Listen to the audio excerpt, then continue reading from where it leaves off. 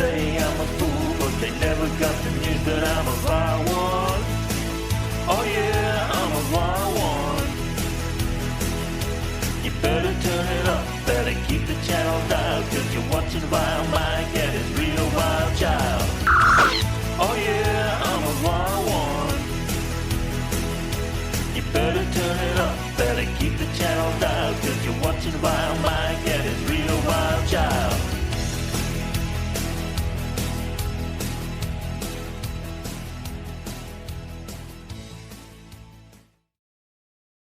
Howdy, folkses. By the pricking of my thumb, something wicked this way comes. That sounds really wrong. What up, people? And I prefer to look like an innocent flower and be the serpent under it. Either way, I hope we get the point across that this time we watched Conscience of the King, which opens with Kirk and a friend watching a rendition of Macbeth. Kirk's friend says that the man playing the Scottish king is Kodos, the executioner. Whoever that is, cue credits! I feel a lot more animated today. When we return from the credits, we are treated to a fantastic flyby shot of the remastered Enterprise above the planet. Ooh, pretty. Ooh. Ah. Kirk is upset that his friend lied about a new foodstuff to lure Kirk and the Enterprise to the planet so that Kirk can help expose the fact that the man is actually Kodos. This is because Kirk is one of less than a dozen people that know what Kodos actually looks like. Kirk's friend, who looks like a future version of Phantom of the Opera, one of my favorite musicals, by the way, really wants to prove that Kodos is in fact alive because he, at one point, killed 4,000 people. But Kirk says Kodos is dead. Kirk's friend has a plan, though. He has invited the entire theater troupe to a party, hoping that he can get the evidence to confirm the man's actual identity. We cut to the ship where Kirk asks... I don't like saying Kirk. We cut to the ship where Kirk asks the computer for a history of Kodos, the executioner. We get some exposition from the computer, stuff that Kirk should already know, if he was there like he says he was. Well, we learn that Kodos was the governor of the Tarsus colony and that 20 years ago he declared martial law and slaughtered 50% of the population. Kirk also asks the computer to give him information on Confronting Karidian, the actor that Kirk's friend thinks is Kodos. The computer gives some basic information, but has no information beyond 20 years ago. Suspicious. Kirk even has the computer bring up pictures of both Kodos and Karidian to compare. I guess the Enterprise computer has information about a random human actor, but cannot perform facial recognition. Spock enters. Cue applause. And Kirk asks him about Dr. Layton, the name of Kirk's Phantom of the Opera friend, but Spock does not know him that well. Kirk decides to delay leaving and beam back down to the planet. Kirk joins the party that Dr. Layton was throwing for the theater group, but Dr. Layton's wife says that he went to town to grab some plot McMuffins. Well, there a hot blonde catches Kirk's eye, to the shock of no one, and he starts to flirt with her, of course. We find out that this woman is Lenore, Karidian's daughter. Okay, nope. Kirk is just fake flirting with her to get information from her. You've never seen this episode before. How do you know that? Her name is not Helen, Enterprise, or Janice. Okay, then. Well, because the Enterprise needs to leave soon, as does the theater troupe ship, which is called the Astral Queen, Kirk invites Lenore to go for a little walk on a planet set. Kirk and Lenore flirt some more, and just as she's about to kiss him, Kirk sees a body. It is Dr. Layton? The Phantom guy is dead! Okay, what kind of episode is this? I'm guessing kind of a murder mystery. In that case, I already know who it is. It's the actor's daughter. How do you figure that? Hot 19-year-old blonde, who's an actress. I mean, I relate.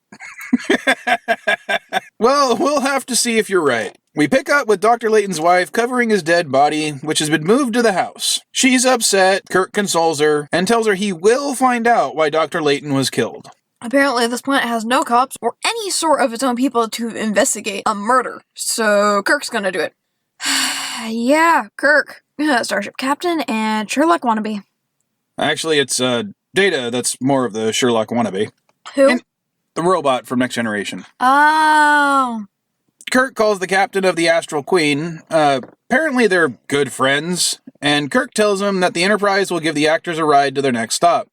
Apparently being a space taxi is in the purview of the captain of a starship. Taxi! We move to the bridge where Spock once again tells Kirk that the ship is about to leave, but Kirk says they might pick something up. As if on cue, Lenore beams up aboard the Enterprise. Why did I say it like that? I don't know. Lenore beams aboard the Enterprise, and Kirk invites her to the bridge. And Spock is confused. I guess he's trying to figure out how Kirk seemed to know she was going to be there? Lenore is there to ask Kirk if he would be willing to give the troop a ride as the Astral Queen was forced to cancel, and offers to give the crew a special performance as payment for the ride. Kirk agrees. Wow. Did you see the look Miss Beehive gave Lenore as she left? I think someone is jelly. Jealous. Jelly. Jealous. I did not raise you to unnecessarily shorten words to fit with stupid teenage slang. You're just jelly. Arrgh. Jealous. Better. Spock informs the captain that taking the ship to the troop's next planet is 8 light years off their course. And Kirk just shuts him up with an "I'm the captain, follow my orders" type of line. And Spock just accepts that? Okay, add 2 to the counter. 1, for Spock not really doing anything, for the fact that Kirk is acting weird. And the second, because Spock actually freaking listens! Alrighty. After a commercial break, and while still within earshot of Spock, Kirk talks with the computer. The computer tells him that there are 9 people left that have actually seen Kodos. Starting with Kirk himself, the late Dr. Layton, some other name that no one cares about, and someone named Riley, which causes Kirk to pause. As it turns out, that's a member of the crew. Kirk calls Spock over and tells him to transfer Riley back to engineering. Why would Kirk be concerned with about a nobody? Riley... Where have I heard that name before? The roses all have left your cheeks. I've watched them fade away and die. Not the singing guy from the emo Spock episode. God, I hope he does not sing. We join Spock, who is visiting McCoy. They discuss Kirk's recent strange behavior. Really? Really? When isn't someone acting strange on this ship? It happens all the time, including Spock for the last 2 episodes. And now, and only now, it becomes a concern for Spock. Yeah, even look at McCoy's face. It seems to say, yeah, Spock, stuff is always weird on this ship. Okay, wait, never mind. Don't add anything to the counter. Spock didn't notice. McCoy just thinks that Kirk is thinking with his little head about Lenore, and then tries to get Spock to drink with him. In sickbay, while on duty. You know what? I kind of think McCoy might be an alcoholic. Moving on to Kirk and Lenore flirting again. This time in the shuttle observation bay. Oh, this time when she goes in for the kiss, she gets it. Ugh. Back on the bridge, Spock is trying to figure out why the captain is acting so strange. So he asks the computer to compare all the relevant people that they've encountered recently. We cut to Spock and McCoy, which Spock gives even more exposition. Hey. Well, we learn more about Kodos and what happened 20 years ago. Which is relevant, I guess. I mean, to this episode, yeah. Apparently back then, a fungus attacked the colony's food stores and wiped out almost all the food. With being unable to feed the entire population, Kodos killed half of the population, 4,000 people, so that the rest could survive. But apparently, he had some strange ideas about eugenics, and implemented them by choosing who he would kill. McCoy gives an interesting line here saying that he wasn't the first to have ideas about eugenics. Now, in continuity, that makes sense for a later episode. But I think we all know he was referencing a certain person. Who? He who shall not be named on YouTube. But it turns out that a supply ship ends up arriving and murder was in fact not needed. Alright, Spock continues to exposition, but I'm just going to do a quick info dump right here. He's figured out that Kodos might still be alive, and Kirk might think that Anton Karidian is Kodos. And because Kirk and Riley are the only 2 people left alive that actually know what Kodos looks like, someone might try to kill them. And he thinks this because everywhere that the troop went, Another witness to Kodos has been murdered. We got Riley, who was born in engineering, which then he calls the mess hall and requests a song. No, please, he's not going to stay. Fortunately, he doesn't sing. Instead, it's Uhura, and I actually like this song. Praise the gods, hallelujah! But while distracted by the singing, someone sneaks in and uses a spray bottle to put something into his drink. Seriously, they couldn't find anything better than that. A vial, a hypo spray, even powder. But a spray bottle is so silly, Bugs Bunny wouldn't have used it to poison Elmer Fudd. But Riley drinks it and falls over. No use crying over spilled milk. But do you know what isn't poisoned? The GameStop commercial! I think that's a stretch even for me. Anyway, hitting play. This channel is sponsored by SD GameSwap on eBay. If you like nerd stuff, you may want to check it out. They have books, movies, video games, toys and collectibles, and they also do consignment. So go buy something. You can also check out the Facebook. Links to it and the store are in the description. Hey! Don't forget, a new part of the store has just been added. Katty's Corner, where everything you buy there goes to me. Me. Not the old man. So check everything out. Bye-bye! When we return, we find out poison was a lubricant used on starships. Spock is sure that if Riley dies, someone will try to kill Kirk next, as he knows that would make Kirk the last living witness to Kodos' actions. Spock and McCoy go to confront Kirk, telling him that they know what's going on and how it relates to Kodos. Kirk gets mad about Spock meddling in his affairs, and McCoy reminds him that it's just part of Spock's job to protect the captain. While Spock is adamant that Karidian is Kodos, citing the fact that 2 + 2 = 4, Score one for Vulcan logic? Kirk, however, says that he's not so sure. That logic alone is not good enough to condemn Karidian. Logic is not enough. I've got to feel my way. Make absolutely sure. What is this BS? Kirk's friend is dead. The other witnesses to Kodos' actions are dead. Each happened to die while this theater troupe was visiting. That alone suggests a link, and means a proper investigation is most certainly warranted, even if the man is not Kodos. Maybe they really do need Law & Order Starfleet Victims Unit to investigate. Well, they cut to another commercial here, and when they return, Kirk argue more with Spock making some points that my dad made. But Spock hears a hum. They realize that's a phaser set to overload. Not a bad callback to number 1's plan of the last episode. Kirk calls for double red alert, which is never again used in the rest of Trek, and they begin searching Kirk's quarters for it, knowing that if it blows up, it could take out a large portion of the saucer. Saucer? Saucer, yes. Knowing that if it blows, it could take out a large portion of the saucer. Kirk orders Spock to clear the section, and honestly, it's good to see the crew immediately responds to Spock's orders. This can be used as grenades too? Man, these things can do everything!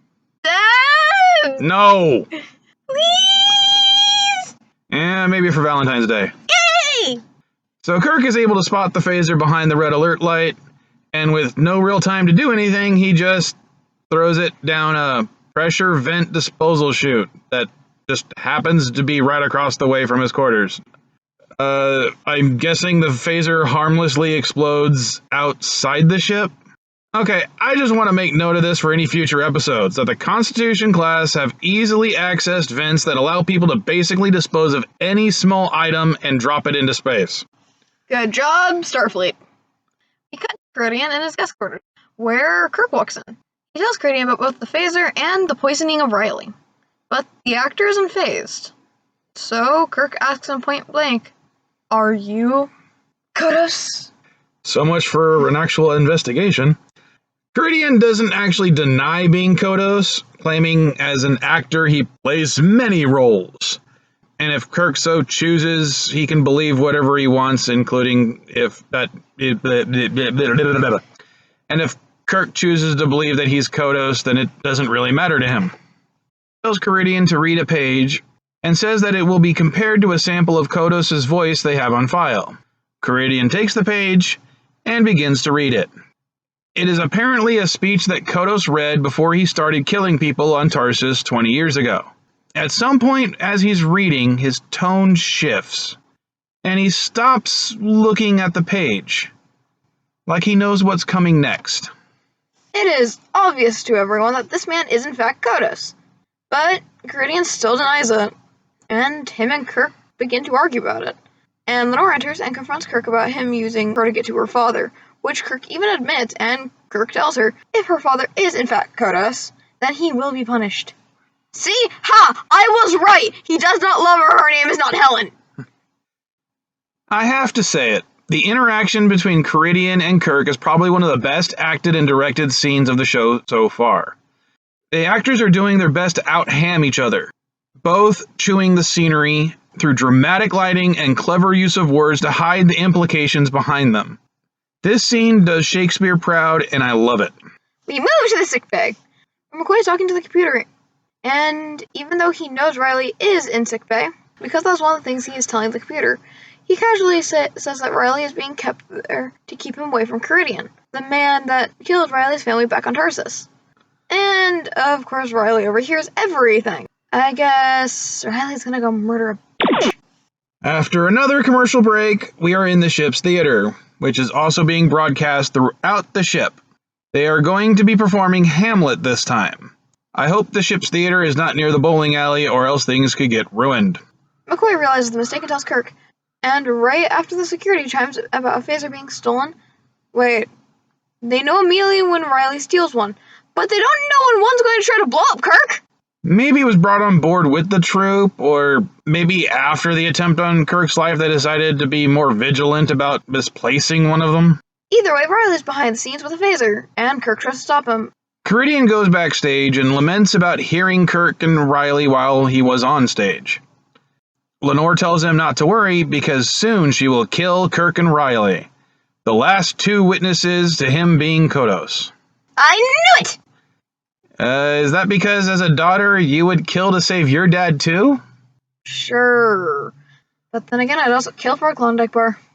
All these violent tendencies. I really should not have dropped you on your head so much as a baby. You what? Never mind. Anyway, Crazy Lenore admits that she is behind the killings of the other witnesses. And Kirk overhears. Karidian finally admits to being Kodos to Kirk, so Kirk calls a guard over to have them arrested. Lenore soliloquizes about how her father must be allowed to continue the play, if it is to be his last performance. But Kirk doesn't care. When the security arrives, the crazy lady grabs the phaser, and boy does she have crazy eyes. She aims at Kirk, but her dad gets in the way and is killed instead. She snaps and starts quoting Shakespeare to his dead body. Wait. Blue eyes. Blonde hair. Love of theater. Willing to kill for her dad. Likes phasers. Oh my god! Lenore is the vile child! Except I like Spock, not Kirk. Oh, whew. I guess that's better. Well, Kirk picks her up, and the scene ends. When we move to the bridge, where McCoy talks to Kirk about Lenore, how she will receive treatment as she's clearly crazy. Probably because she's unfit for trial. Kirk orders the ship to head out. Cue credits. So, what did you think? Oh god, Star Trek had a murder mystery. And it was very predictable. Yeah, I think it was actually well done. I mean, there was a lot of good acting in this one. Acting good. Story, meh. Oh, come on. Ham-to-ham combat between Karidian and Kirk was frickin' awesome. Yes, but you could see the villain coming from a mile away. It's supposed to be a murder mystery, not you know who the killer is the whole time, and you're just waiting for the reveal. Well, not everybody could tell that right away. When I was a kid and I first saw this episode, I didn't know it was going to be Lenore right away. And that just proves to show that I'm smarter than you. No, but I do have to ask, since Riley has now been in 2 out of 13 episodes, does that mean he'll become, like, a regular, like Sulu, Uhura, or Scotty? Nope, never seen again. Oh, well, no big loss. The guy couldn't sing. Well, don't forget, like, comment, and subscribe. Bye-bye! Later, folkses.